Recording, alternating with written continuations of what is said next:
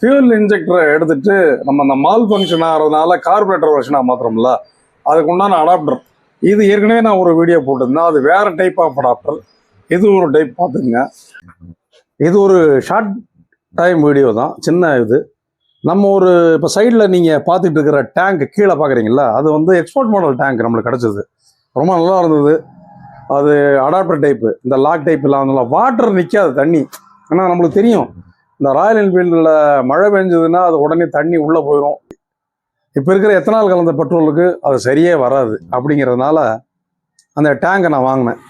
அதுக்கு வந்து பார்த்தீங்கன்னா அந்த ஃபியூல் பம்ப் வந்து இந்த மாதிரி பம்பு போட்டிருக்காங்க. அதில் இதுக்கு உண்டான கீழே வர அடாப்டர் இது.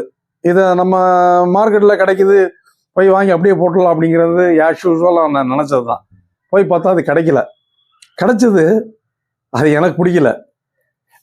தரமாக செய்யணும் அப்படிங்கிறதுக்காக, அதுக்காக நம்ம பண்ணது தான் இந்த இது. இதில் வந்து இந்த டிஃபால்ட்டாக இதில் வர்ற இந்த ஓரிங்கையே நம்ம படிக்க வச்சிடலாம்.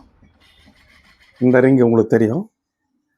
இது வந்து இந்த பெட்ரோல் டேப் மாட்டுறதுக்கு உண்டான பகுதி. இது வெளியே வந்துடும், டேங்க்ல இதாயிரும். அடாப்டர், ஃபியூல் அடாப்டர் தான் இது.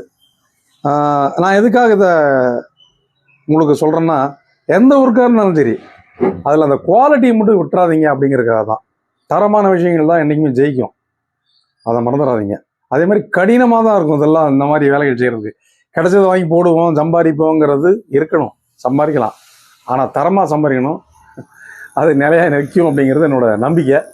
இதை நீங்கள் எப்படி வேணாலும் எடுத்துங்க, அதை பற்றி ஒரு பிரச்சனையும் இல்லை. அடுத்ததாக வந்து எத்தனாலில் இருக்கிற ஆக்டைனை பற்றி ஏற்கனவே நான் உங்கள்கிட்ட சொல்லியிருந்தேன்ல. இப்போ பெட்ரோலில் இருக்கிற ஆக்டைன் என்ன அப்படிங்கிறத பற்றி நம்ம பார்த்துருவோம். அடுத்த வர இன்னொரு வீடியோவில் அதை பற்றி உங்களுக்கு சொல்கிறேன். இது எப்படி இருக்குது, இது இந்த மாதிரி ஆக்டைன் பற்றின விஷயங்கள்லாம் உங்களுக்கு பிடிச்சிருந்தா நீங்கள் சொல்லுங்கள்.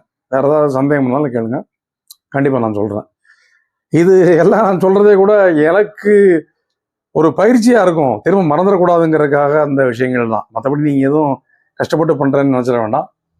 தாராளமாக உங்களுடைய அனைத்து கேள்விகளும் கேட்கலாம். இதை ஞாபகம் வச்சுங்க. இதை மாதிரி நீங்களும் பண்ணுங்கள்.